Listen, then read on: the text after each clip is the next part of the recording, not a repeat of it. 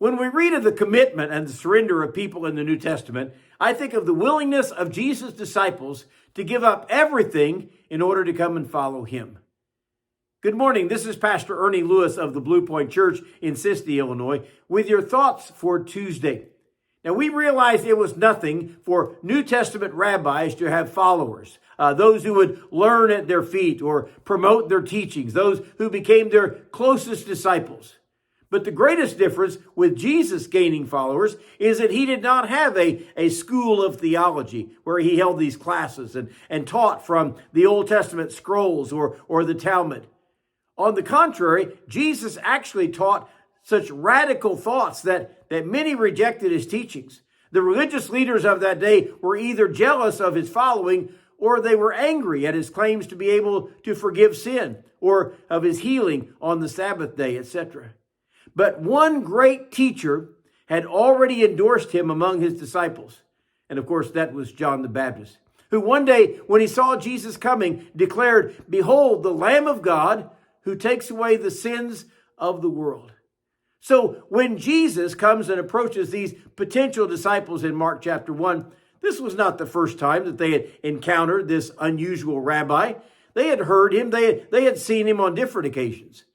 Still, the most impressive thing to me is how quickly they made their decision to follow. In Mark chapter 1 and verse 16, it says, "As he walked by the Sea of Galilee, he saw Simon and Andrew his brother casting a net into the sea, for they were fishermen. Then Jesus said to them, 'Follow me, and I will make you become fishers of men.' They immediately left their nets and followed him." Some other translations use the word straightway. In either account, we see that their decision was made at once. When Jesus called them to follow him, they did not deliberate. They didn't ask for some time to think about it. Jesus saw these men where they were working, at their occupation, and he called for them to leave all of that behind to come and follow him and serve in his ministry. By the way, this calling is also repeated in verses 19 and 20 when he saw James and John, who were mending nets with their father and the hired hands in their business. And Jesus said, "Follow me." So immediately they left behind not only their boats and their livelihood, they left their father, who was certainly the patriarch of the business, whom they had worked with and served for many years.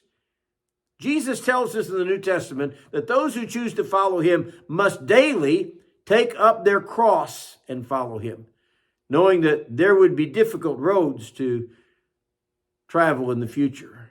They did not confer with their father, by the way. They didn't waste time selling their boats. They didn't even weigh the pros and the cons. Immediately, straightway, they left their nets and followed Jesus. And Jesus gave them the marching orders, "I will make you fishers of men." How suddenly did we decide to follow Jesus? Or have we made that commitment or that surrender yet? Yes, Lord, I want to follow you, because he is looking for those that he can fashion into fishers of men that will bring other followers to Jesus also.